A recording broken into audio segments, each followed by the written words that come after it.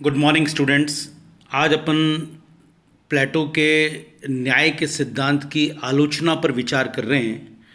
असल में प्लेटो ने जिस तरह का न्याय का अपना सिद्धांत दिया उसकी आलोचना विभिन्न स्तरों पर की गई और उस आधार के ऊपर ही अपन बात कर रहे हैं। साथ ही इसका कंक्लूज़न भी देने की मैं आज कोशिश करूँगा। प्लेटो ने की जो न्याय की आलोचना सबसे पहली बात है उसमें कहा गया है कि वस्तुतः प्लेटो द्वारा संघर्ष जो संपूर्ण समाज में देखा उसने, और उसको देखने के बाद वो अपने 3 वर्गों में जो उसका विभाजन कर रहा है वो पूरी तरह से अतार्किक है। क्योंकि असल के अंदर किसी भी हालत के अंदर समाज में सिर्फ 3 ही वर्ग नहीं होते हैं, और इस आधार पर अगर आप विभाजन कर देते हो तो एक अजीब सी कहानी नज़र आती है। साथ ही समाज के विभाजन का सामान्यीकरण है, एक तरह से इस प्रकार कर देना कि बस ये स्थितियाँ हैं, इसके अलावा समाज में कुछ नहीं है। जबकि समाज में इतनी विविधता होती है जिस विविधता को आपको देखना चाहिए था और उसके बाद ही स्थितियों को अपने न्याय के अंदर समाहित करना चाहिए था, जो कि प्लेटो ने नहीं किया। दूसरी बात, प्लेटो ने जो न्याय के द्वारा जिस दार्शनिक राजा का सिद्धांत दिया है, क्योंकि वो उसी के माध्यम से दार्शनिक राजा बना रहेगा, उस दार्शनिक राजा के द्वारा ही वो पूरे समाज और राजनीति का कार्यभार उस राजा को सौंपना चाहता है, जो कि दार्शनिक राजा आएगा, जो कि पूरी तरह से निश्चित रूप से अव्यवहारिक, क्योंकि वो राजा भी ऐसे ही समाज से बनकर आएगा। तो जब ऐसे समाज से बनकर आएगा तो आप अंदाज़ा लगा सकते हैं कि वो किस तरह का राजा होगा, और उसके ऊपर आप सारे की सारी कार्य योजना उसको सौंप दो तो किसी भी स्थिति के अंदर सही नहीं ठहराई जा सकती। तीसरी बात ये कि प्लेटो का ये कहना कि राजा व्यक्तिगत संपत्ति और परिवार से पृथक होगा, ये उसकी पूरी तरह से व्यक्ति के मनोविज्ञान की धारणा का अधूरा ज्ञान कहा जा सकता है। सॉरी, क्योंकि असल के अंदर अपन देखें, क्योंकि व्यक्तिक संपत्ति व्यक्ति को बहुत ही ज़्यादा प्यारी होती हैगी।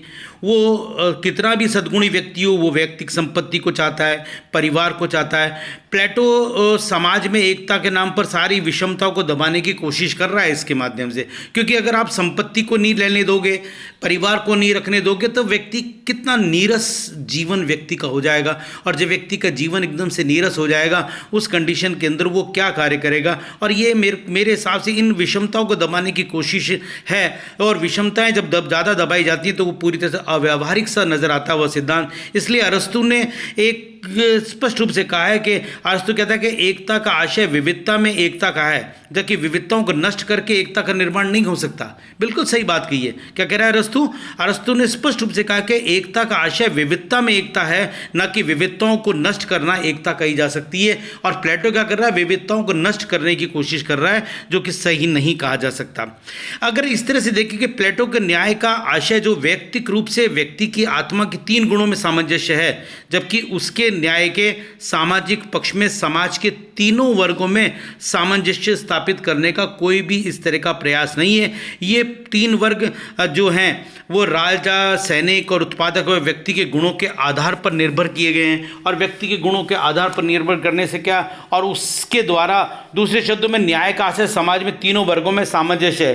तो कैसे हो सकता है? ये चीज़ें अलग सी नज़र आती है कि किस प्रकार का हर किसी को हर चीज़ की आवश्यकता होती हैगी, और उस कंडीशन के अंदर इस तरह का सामंजस्य बिठाना कतई सही नहीं कहा सकता।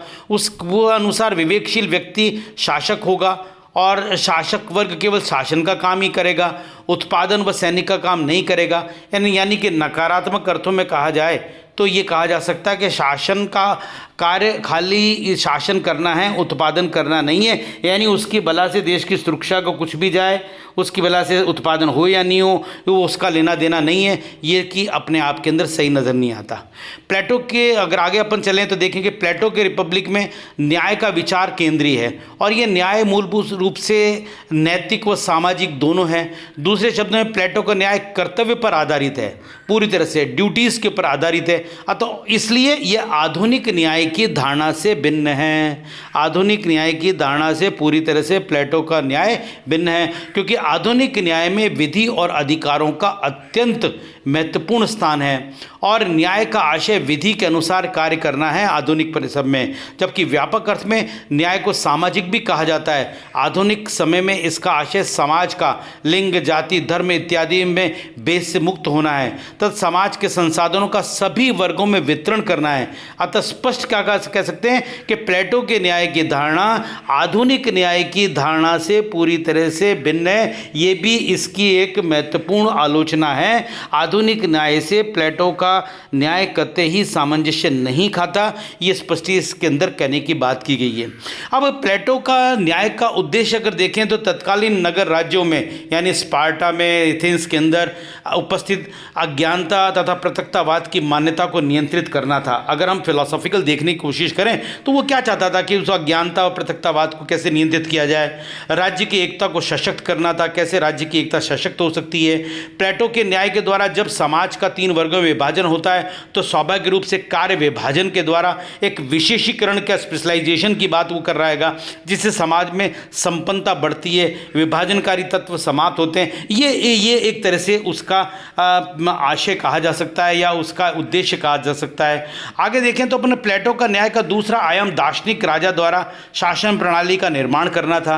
वो चाहता था कि अगर हम ये कंक्लूजन में बता रहा हूँ ये मैं आपको कि वो एक तरह से एक प्रकार के शासन का निर्माण करना चाह रहा है, एक दार्शनिक राजा के द्वारा निर्माण करना चाह रहा है। तो न्याय को पूर्ण करने के लिए वो जो अपने उपाय बताता है वो शिक्षा व साम्यवाद बताता है। प्लेटो ने अपनी न्याय की धारणा देने के लिए अगर अपन देखें तो उस समय के अंदर जो विचारधारा चल रही थी, सोफिस्ट विचारधारा, और उनको उसका क्रिटिसिज्म उसने किया, सारी चीज़ें करनी। इसलिए प्लेटो द्वारा इनका खंडन करके जो न्याय की बात की है वो मूल रूप से आध्यात्मिक, नैतिक व ही कही जा सकती है या आत्मिक भी कही जा सकती है। निष्कर्ष रूप में अगर अपन पूरी तरह से देखें कि प्लेटो का विचार का मुख्य विशेषता उसके नैतिक, तार्किक व मानवतावादी पक्ष में है, ये हमको देखना होगा, क्योंकि वह समाज में अगर दार्शनिकों का शासन निर्मित करना चाहता है और इसीलिए दार्शनिक राजा के विचार को आगे बढ़ाने के लिए ही वो इस प्रकार के न्याय को देने की बात कर रहा है। वह व्यक्ति को तार्किक रूप में नैतिक प्राणी बतलाता है और उस नैतिक प्राणी को बतलाने के लिए ही वो इस प्रकार की बात कर रहा है। आज यहाँ तक, बाकी बात कल करेंगे। Thank you so much.